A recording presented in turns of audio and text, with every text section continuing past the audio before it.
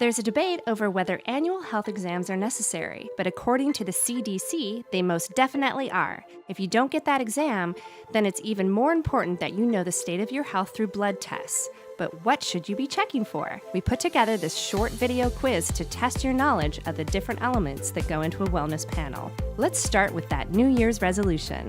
Number 1. About a third of the resolutions made are health resolutions. What percentage of people feel they successfully achieved that resolution? Is it A, about 10%, B, about 20%, C, about 30%, or D, about 40%? The cynics out there would guess A, and they would be right. A great majority of us give up well short of our goals, and that's a shame, especially when you take into consideration our next question. Number 2. What disease is the leading cause of death in the United States? Is it A, cancer, B, heart disease, C, liver disease, or D, Alzheimer's disease? Once again, according to the CDC, it's heart disease. So the right answer is B. What's so awful about this is that over 200,000 of those deaths due to heart attack are completely preventable, which leads us to the next question. Number 3, after a physical exam, what's the next best way to determine heart disease? Is it A, an EKG, B, chest x-rays, C, exercise stress test, or D, a blood test? Considering who's giving you this quiz, we hope this was an easy one. It's D, getting a blood test, according to the American Heart Association, and we're not going to argue it with them. Do you have a perfect score still?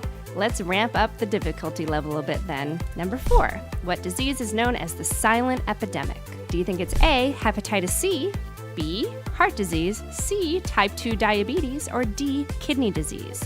No, it's not heart disease again. We told you this was going to be harder. It's A, hepatitis C, because it often has no symptoms and can go decades without detection. In that time, however, serious liver damage or even liver cancer may occur. Switching it up a bit. Number 5. Which is not a symptom there's too much salt in your diet? Is it A, your brain feels foggy, B, constantly drinking water, C, getting kidney stones, or D, start experiencing arthritis? As anyone knows, too much salt means dehydration, so it's not B. It's actually D, experiencing arthritis. Now, before you go and grab that salt shaker, take into consideration that too much salt in your body means you're storing more water, which raises your blood pressure, putting a greater strain on your heart, kidneys, and brain. That means you are at greater risk for not just heart attacks, but strokes, dementia, and kidney disease. Number 6.